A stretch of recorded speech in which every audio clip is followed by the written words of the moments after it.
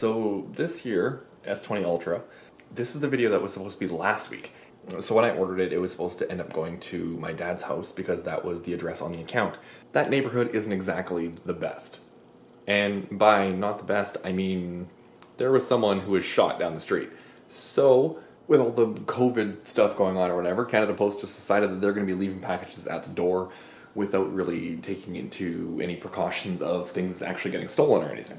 Which is exactly what they did. They delivered the package to the house. They left a note in the mailbox saying that they delivered it to the side of the house. They left it at the side of the house. Now, he lives on the corner, and the side of the house is the sidewalk. So they essentially left an S20 Ultra in a box at the sidewalk. So, I mean, like, common sense aside, he should have, like, thrown it over the fence or something into the backyard because, you know, at least a broken phone would have been a phone that arrived. But it didn't because it got stolen. So now here we are a week later and I ended up getting a replacement phone. Now, like I do in all of my other reviews is, you know, every phone is amazing. There's no question about it. Every phone is great. And realistically, there's not really anything bad that I can say about a phone other than these tiny little things that all of you people seem to like calling me an idiot about. So that's kind of what we're going to do. However, this phone, I haven't been able to find anything wrong with it other than the bloatware, but everyone knows that Samsung has bloatware, so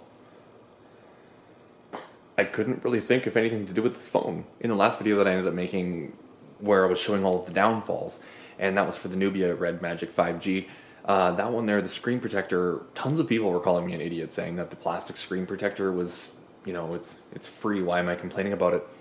But the one on the S20 Ultra, it's doing fine. All of the same things, no scratches. It's holding up perfect. I actually bought glass screen protectors just as a precaution, but I don't actually think I'm going to need them until this one's finished. And I work on cars every day. So this phone's going to be seeing a really violent, aggressive environment. So far it's holding up. It's fine. There's no issues at all. I'm really not trying to sound like a Samsung fanboy because I really don't like Samsung phones. I don't like the software that they use.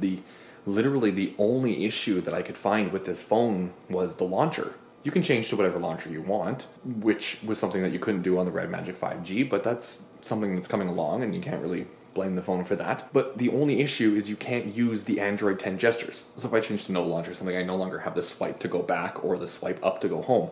It uses these different gestures, which is actually kind of awesome that Samsung put these in because other phones don't do it.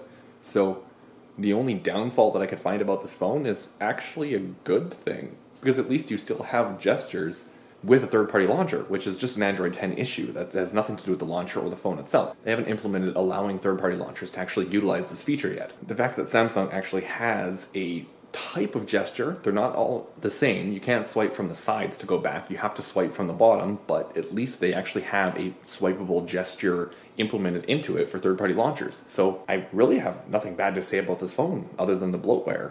And really the only thing that I have about the bloatware is it's bloatware. Everyone knows that Samsung has it. They have tons of it, and you can just disable it all or uninstall whatever's there. So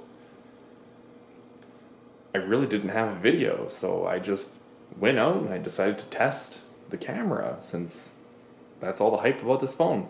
This is my cinematic S20 Ultra camera test. So, I don't know. Let's get into it.